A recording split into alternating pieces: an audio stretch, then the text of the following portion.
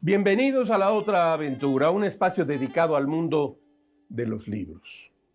El filósofo hispano-romano Lucio Anneo Séneca dijo que si no quieres temer nunca la muerte, piensa en ella siempre. Es tan necio temer a la muerte como temer a la vejez, escribió en sus cartas a Lucilio. Pues así como la vejez sigue a la juventud, la muerte sigue a la vejez.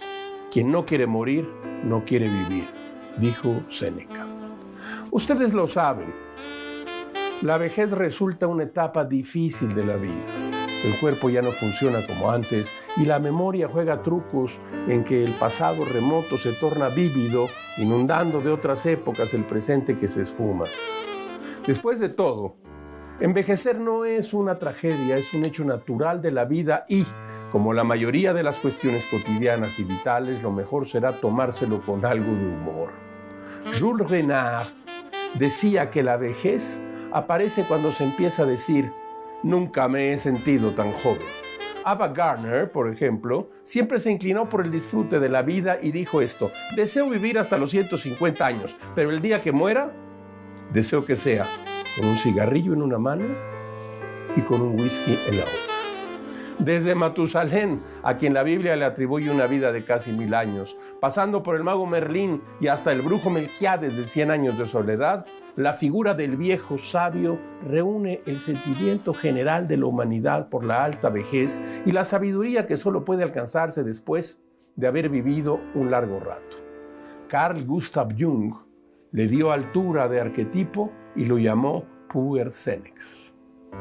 Hoy hablaremos de la vejez, no tenga miedo, tranquilo, no se vaya, tranquila. Con suerte va a pasarnos a todos. Hay formas de disfrutarlo, de aceptar el fardo de los muchos años, y ese es el arte de envejecer. Otra vez Séneca. He aquí un don de la filosofía, mostrarse sonriente a la vista de la muerte, fuerte y alegre ante cualquier situación del cuerpo, sin mostrar desfallecimiento, aunque el cuerpo desfallezca. Como todas las semanas, les recuerdo que fue Adolfo Bioy Casares quien escribió que leer era la otra aventura y que la primera era, probablemente, la vida misma. Estamos pues aquí, en la otra aventura. Quédese con nosotros.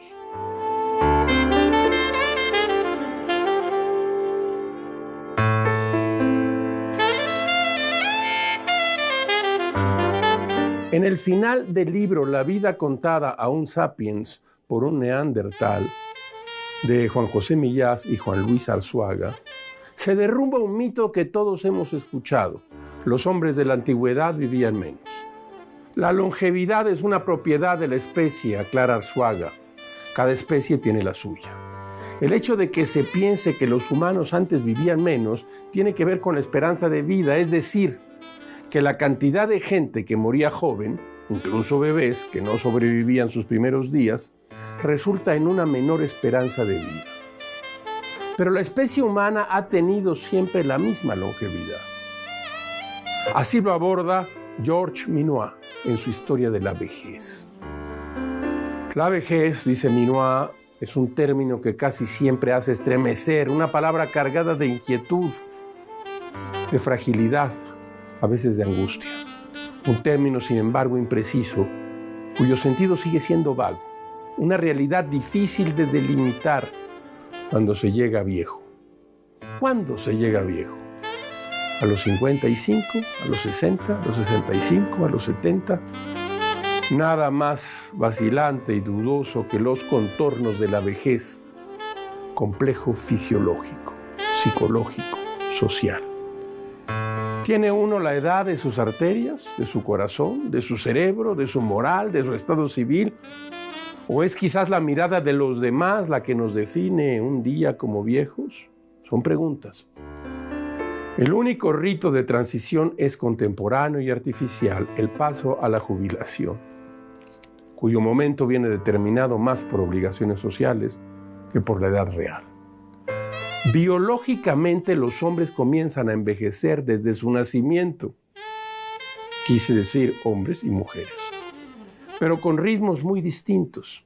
Si bien todos los gerontólogos afirman que la longevidad humana no ha variado desde la aparición de nuestra especie y se sitúa en torno a los 110 años, el proceso de envejecimiento continúa siendo objeto de discusión. ¿Cómo es que células que son potencialmente inmortales acaban por debilitarse y morir por falta de regeneración? Leslie Orgel y sus seguidores atribuyen este fenómeno a una acumulación de errores en la traducción del mensaje genético que acaba desembocando en una catástrofe final, por llamarle así. Steller propone una teoría parecida.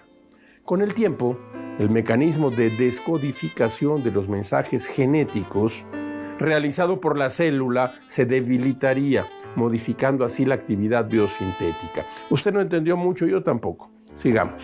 Otros, como Burnett, sugieren la idea de una programación genética del envejecimiento, pero ninguna explicación es recibida por el momento con unanimidad. Como señalaba Edgar Morin, estamos aún en la fase de las probabilidades.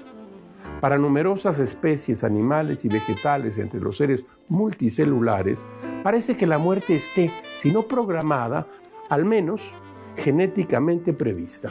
Este es el libro del cual les hablo. Hemos hablado aquí 2 o 3 veces de él.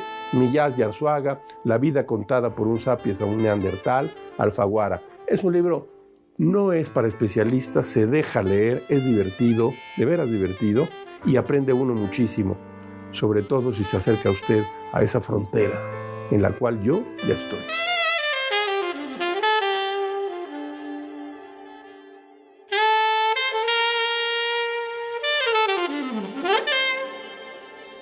Fritz Lang le dijo una vez a Godard: si me abrieran al medio, saldría un niño viejo o un anciano joven. Uno cumple los 25 y no tuvo tiempo de conocer la vejez de la juventud. Lo mismo pasa cuando uno envejece. El periodo para conocer la juventud de la vejez es demasiado corto. Borges y Bioy Casares resolvieron este problema a su manera.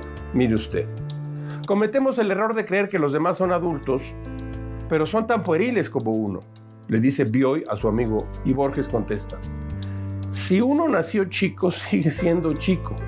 Habría que nacer adulto para ser adulto. Por su parte, en una de sus meditaciones, Schopenhauer escribió: solo los necios esperan hasta hacerse mayores y ponerse enfermos para meditar sobre la miseria de la condición humana. En un prólogo al libro El arte de envejecer, que consta de un extracto a las reflexiones escritas por Schopenhauer en el último tramo de su vida, el escritor italiano Franco Volpi nos dice: nadie desea realmente envejecer, porque aun cuando la vejez indica sabiduría, también significa agotamiento. Y aunque lleve consigo experiencia y prudencia, acarrea asimismo flojera y debilidades para las actividades de la vida diaria, y por mucho que ofrezca la posibilidad de repartir consejos, son, sin embargo, los jóvenes quienes en realidad viven la vida. ¿Es esto verdad? La vejez representa el tiempo de la cosecha, la etapa de la realización de la existencia humana, porque tenemos lenguaje y podemos nombrar la vejez, y por el mismo lenguaje podemos recordar lo vivido. La persona senil tiende a vivir entre la espesa e insistente bruma de la memoria. El problema con esta es que llega muchas veces en forma de vergüenza y arrepentimiento, liberada de sus impulsos y antojos, con las obligaciones depuestas. La persona vieja tiende a no buscar más en lo ajeno, en los placeres de la carne. La renuncia de ello concede tiempo. Un tiempo a veces muy largo y poco satisfactorio, si se vive entre el dolor y la pena de lo perdido. Hay en el envejecimiento ciertas artes, y Schopenhauer se preocupó por estas en sus últimas meditaciones. Franco Volpi, de quien les hablo, nos dice que entre los papeles póstumos del viejo Schopenhauer se encuentra un volumen con más de 200 páginas, de las cuales 150 son de compacta escritura. Se trata del último de los denominados manuscritos. En cierto modo, un testamento filosófico. Escuche usted. Este libro se titula Senilia, comenzado en Frankfurt en abril de 1852. Es la frase que funciona como pórtico para su testamento.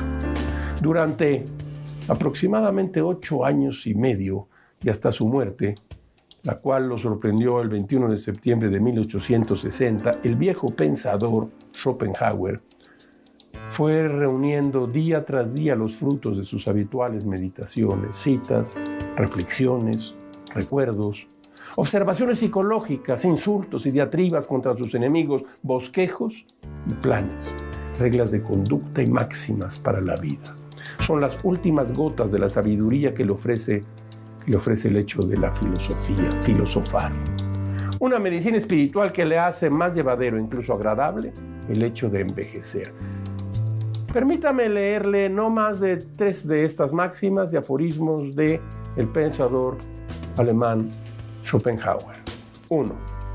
Si el carácter de la primera mitad de la vida viene determinado por el anhelo insatisfecho de la felicidad, de igual modo el carácter de la segunda mitad viene determinado por la preocupación ante la infelicidad. 2. En la juventud predomina la opinión, en la vejez el pensamiento. De ahí que aquella sea el tiempo de la poesía y esta más bien de la filosofía. Este es el 3. Puesto que la muerte es tan difícil de sobrellevar, el agotamiento de todas las fuerzas nos va preparando el terreno. De ahí que la mayor ganancia que conlleva el alcanzar una edad muy avanzada sea la eutanasia. Un modo sumamente ligero y para nada truculento ni muy sentido de morir, no provocado por ninguna enfermedad ni acompañado por ninguna convulsión. Yo traigo aquí este libro de Arthur Schopenhauer, Senilia, Reflexiones de un anciano. Este está publicado por Herder. Y este es otro breve libro, magnífico, un manual de sabiduría clásica para el final de la vida de Séneca, El arte de morir. 2 libros realmente notables para que la vida ocurra, no la muerte, la vida.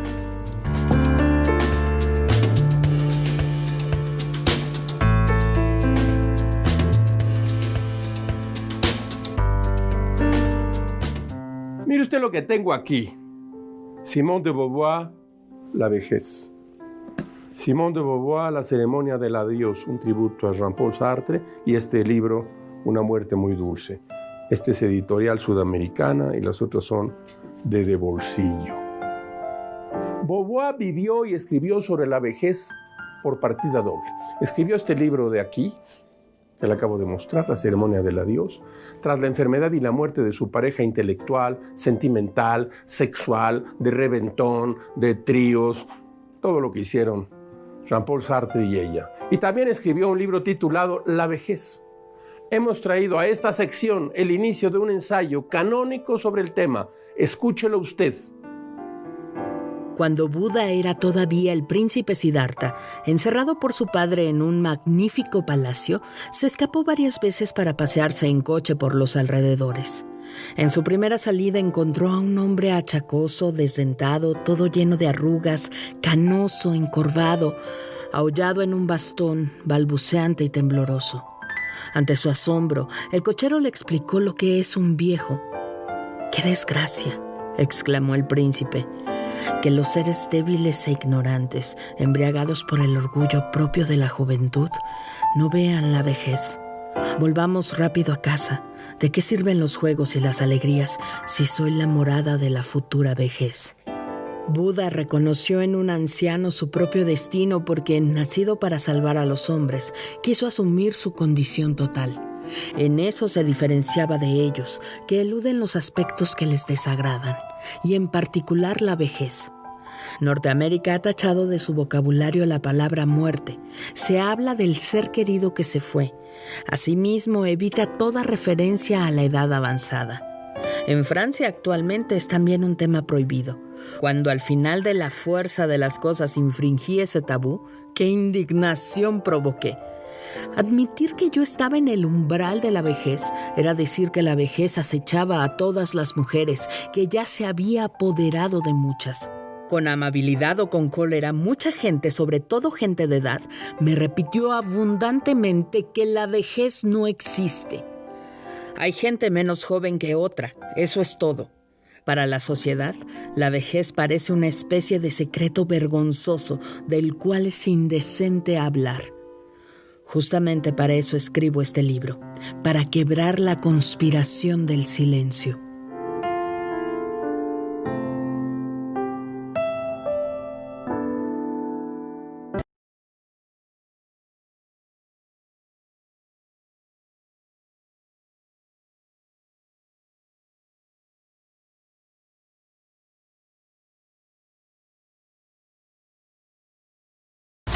Te acompañamos todo el año.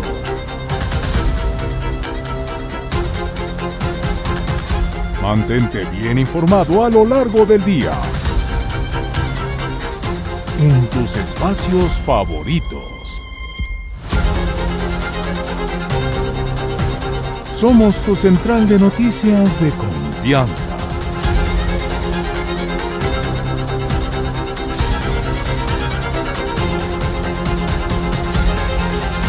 Que te comparte todo lo que sucede en tiempo real.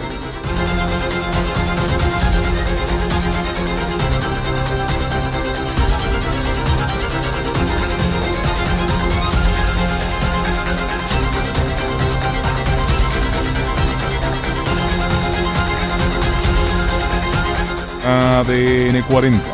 Siempre conmigo.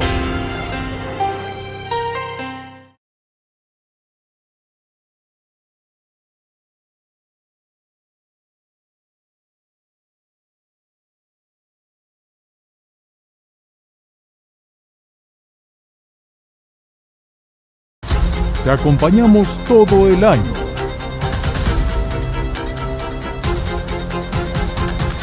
Mantente bien informado a lo largo del día. En tus espacios favoritos. Somos tu central de noticias de confianza.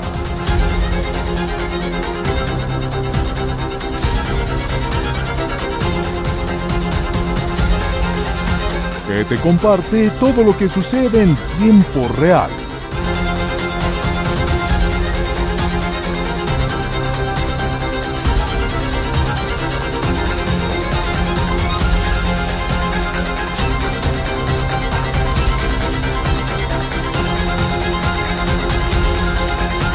ADN 40. Siempre conmigo.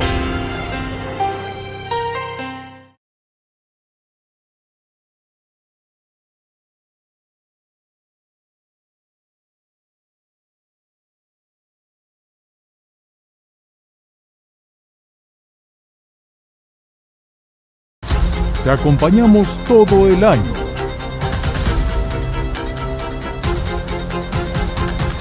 Mantente bien informado a lo largo del día. En tus espacios favoritos.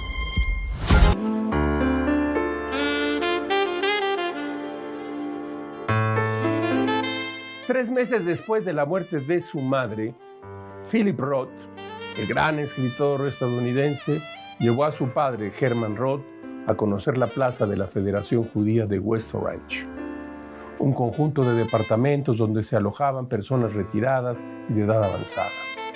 En su libro, que tengo aquí, Patrimonio, Roth confiesa que no pensaba que su madre partiría de este mundo primero que su padre. Al no ocurrir así, Herman Roth tuvo que enfrentar 8 años de relativa soledad. Cuenta Roth que las comidas de su padre en los primeros meses de nueva soltería eran dignas de un joven universitario, salchichas y frijoles de lata. Me pareció evidente cuando llegué aquel día a su casa que había estado llorando solo en su sillón, quizá desde la primera hora de la mañana, nada más levantarse de la cama. También durante toda la noche. Acababa de pasar unas semanas conmigo en Connecticut, en junio, y luego otra vez en julio, y durante esa temporada me dio la impresión de que había superado lo peor de su pena. Pero ahora que había vuelto a su casa sin mi madre, estaba otra vez totalmente desamparado. A pesar de que en el exterior hacía un espléndido día de agosto, él estaba ahí, sentado, con las persianas bajadas y sin prender las luces. Observé que su ropa, aunque limpia, no hacía juego, como si al salir de la cama se hubiera puesto lo primero que le vino a mano. Aquel día, Philip Roth le llevó un obsequio a su padre, un cepillo para limpiar el baño y un frasco de desinfectante para baños de la marca Lysol. Roth sabía la importancia que tenía para su padre no contratar a nadie que se encargara de mantener limpia la casa. El viejo Herman Roth decía, ¿para qué pagarle a alguien si yo lo puedo hacer? Me lo juré a mí mismo cuando murió tu madre. Mantendré este sitio como lo tenía ella. Para contemplar el regalo, Roth sacó un frasco de Valium, pastillas tranquilizantes. Después de una breve discusión, convenció a su padre de visitar el complejo de departamentos para personas retiradas en West Orange. Los Roth se encontraron con otros ancianos que habían vivido en Newark, la pequeña ciudad de New Jersey que fue poblada por inmigrantes judíos. Los mejores recuerdos de Herman estaban ligados a ese sitio. A pesar de ello, Herman, el padre de Philip Roth, se negó a la propuesta de su hijo. Cuenta Roth: una vez de vuelta en la casa hice una ronda para levantar las persianas, para que entrara la luz.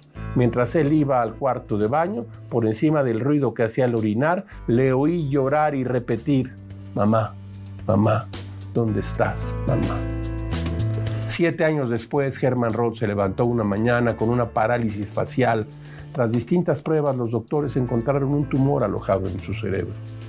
En el inicio de Patrimonio, este libro que tengo aquí, Roth asegura que hasta los 86, la salud de su padre podría considerarse fenomenal y que aquel punto fue el inicio de su viaje hacia la muerte, ocurrida el 24 de octubre de 1989. En sus últimas horas, dice Philip Roth, su padre estuvo luchando por cada bocanada de aire en una espantable muestra final de la tenaz obstinación que marcó su vida. Fue algo digno de ver. Si usted no ha leído este libro, Patrimonio de Philip Roth, léalo. Es una lección de vida, una lección de muerte y una lección de cómo un padre ve a su hijo y un hijo cuida a su padre.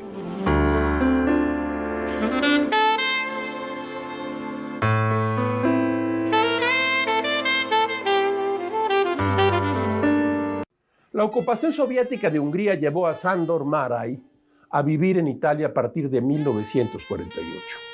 La convulsa vida europea lo llevó más lejos en sus últimas décadas. Junto a su esposa pasó sus últimos años en Nueva York y en San Diego, en Estados Unidos. Aquello lo llevó a vivir en aislamiento, escribiendo diarios y algunas novelas. Gracias a sus colaboraciones radiofónicas con la emisora Radio Europa Libre, su voz podía ser escuchado tras el telón de acero, pero la vejez y la pérdida paulatina de sus seres queridos minaron su espíritu hasta agotarlo por completo. Márai se disparó un tiro en la cabeza en cuanto supo que ya solo podría seguir viviendo ingresado en un hospital y dependiente del cuidado de otras personas. Poco después de su muerte caía en 1989 el muro de Berlín. En sus diarios, de 1984 a 1989, que se encuentran publicados en español por la editorial Salamandra, Márai dejó algunas frases sobre la vejez. Permítame comentarle, reproducirle aquí algunos fragmentos. Escuche usted esto. Me siento enfermo, consumido por un extraño mal, tal vez el cáncer que acabó con mi padre, aunque seguramente solo sea la vejez que me seca por dentro. La muerte comienza cuando empieza a parecerte una contingencia no tan imposible. Durante 84 años no lo he considerado algo probable y tenía razón. Los muertos. Hay tantos que ya no caben en la memoria. La superpoblación no es un problema exclusivo de los vivos. En el otro mundo también se apretujan las masas. Fríos charcos de agua sucia, nauseabundos, como en Salerno, como en todo el sur. El invierno sin nieve es mucho peor en los Alpes. El frío seco se nota en la piel, en la carne. El frío húmedo penetra en los órganos internos. La vejez se enfada con el frío como si fuera una ofensa, un mero accidente. ¿Qué puede aportarme? Dice Sándor Márai, la vejez. Aparte de la mera existencia, nada. Comprendo a los que anticipan su fin. Sándor Márai.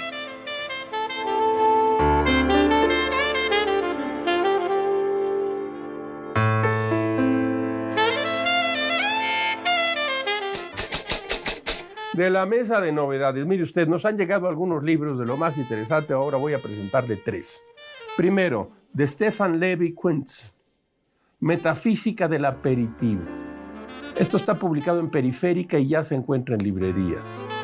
Un hombre solo se sienta en la terraza de un bistró parisino del barrio de Montparnasse. Presa de un leve trance provocado por el alcohol, empieza a soliloquear, dicen los editores, en silencio. En su monólogo interior fluyen recuerdos vívidos o librescos, observaciones cáusticas sobre las nimiedades que acontecen en la terraza, así como un sinfín de agudas lucubraciones poético-filosóficas que, llenas de momentos de gracia, destilan un finísimo humor en consonancia con la hermosa ligereza de su empresa, tomar el aperitivo. Este libro lo tengo aquí, lo voy a leer y se ve que puede ser un libro muy agradable. Marie Aubert, Adultos, traducción de Cristina Gómez Bajentaun, Nórdica Libros. Ida es arquitecta, no tiene hijos y está en su mejor momento, pero últimamente las señales de advertencia se han vuelto cada vez más evidentes como para ignorarlas. Ha llegado a plantearse la posibilidad de congelar sus óvulos para su uso posterior en caso de que conozca al hombre adecuado. Marie Aubert, Adultos. Y mire lo que nos llegó de John Dos Passos, usted sabe, Manhattan Transfer, el número 1 en traducción de Miguel Temprano García, publicado por Impedimenta. Déjeme que le lea lo que dicen los editores. Homer T. Crawford es un auténtico animal político. Nadie en el circo público se maneja como él. Nadie le gana a astucia ni a elocuencia y nadie entiende a las masas como él las entiende. Es número 1 en popularidad, número 1 en contactos, número 1 en favores, número 1 también en corrupción. John Dos Passos, número 1, Impedimenta. De la mesa de novedades.